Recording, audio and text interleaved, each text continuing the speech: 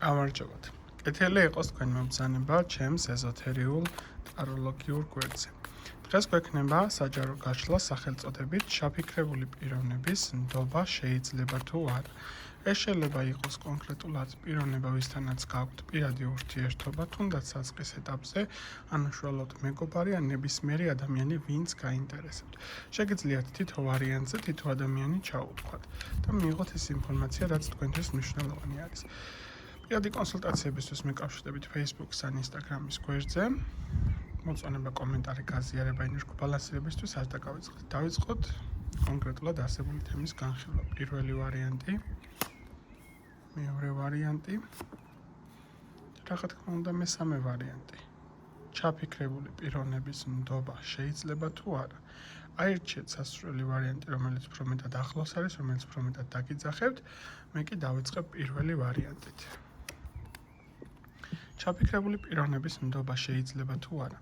ეს არის მდგომარეობა, როდესაც ადამიანს ბოლომდე ვერ დაეყრდნობი. როდის რა წამოუვლის თავში და რა გადაწყვეტილებას მიიღებს, ბოლომდე ვერ განსაზღვრავს. ეს არის ადამიანის კატეგორია, რომელიც თავისი ასაკის მიუხედავად რამდენი წლისაც არ უნდა იყოს, ვერ გაიზარდა, ვერ ჩამოყალიბდა იმ კონკრეტულ პიროვნების თვისებების კუთხით, რაც შეიძლება რომ შენთვის საჭირო იყოს. ხო, ეს თუნდაც მეგობარი იყოს, თუნდაც მეორე ნახევარი, ამ არსებულ სიტუაციაში ამ ადამიანის ნდობა შეიძლება თუ არა, მოდი ესე ვიტყოდი. მასთან მიმართებაში ყოველთვის კონდეს გეგმა B.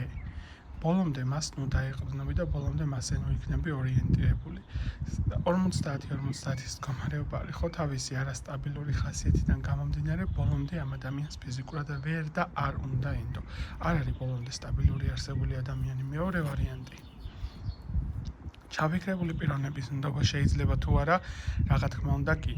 უბრალოდ მთავარი არის, რომ მასთან მიმართებაში გქონდეს ის კომუნიკაციის მდგომარეობა, როდესაც ეს ადამიანი თავს საჭიროდ გრძნობს, როდესაც სიტუაციურად უფრო მეტად აღიქვავს თემას, რომ აი რაღაც კონკრეტულ თემაში მეტად სასურველი არის, მეტად ხარ მასზე დაყრდნობილი.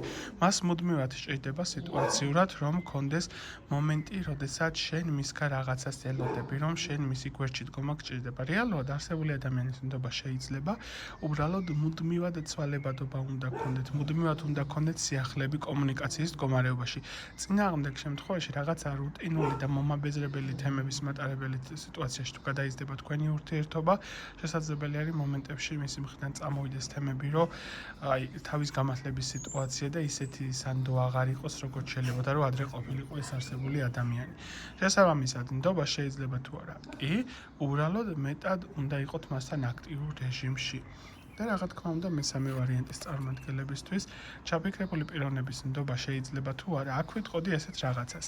თუ ამ ადამიანს არსებულ სიტუაციაში თქვენგან სარგებლის მიღება შეუძლია და მაქსიმალურად მის ესე ვიტყოდი პრინციპებს არ აღემატება ეს არსებული სიტუაცია და არსებულ თემაში სარგებელს ღებულობს, კი ბატონო. შეგიძლიათ რომ არსებულ ადამიანს ენდოთ, მაგრამ თუ კონკრეტული სიტუაციიდან სარგებელს ვერ მიიღებს და ვერ ხედავს პერსპექტივას არსებულ სიტუაციაში, რომ სანაცვლოდ რაღაცა სერიოზული ნაყოფიერი სარგებელი მიიღოს, მსგავს შემთხვევაში ვიტყოდი რომ არა. აი ესეთი იყო სამივე ვარიანტის არსებული სიტუაცია, სამი სიტუაცია, სამი მდგომარეობა. დამიწერეთ კომენტარებში, რამდენად ახლოს იყო თქვენთან, რამდენად რეზონირდა და პირადისთვის მეკავშირდებით Facebook-ის ან Instagram-ის გვერდზე. ნახვამდის.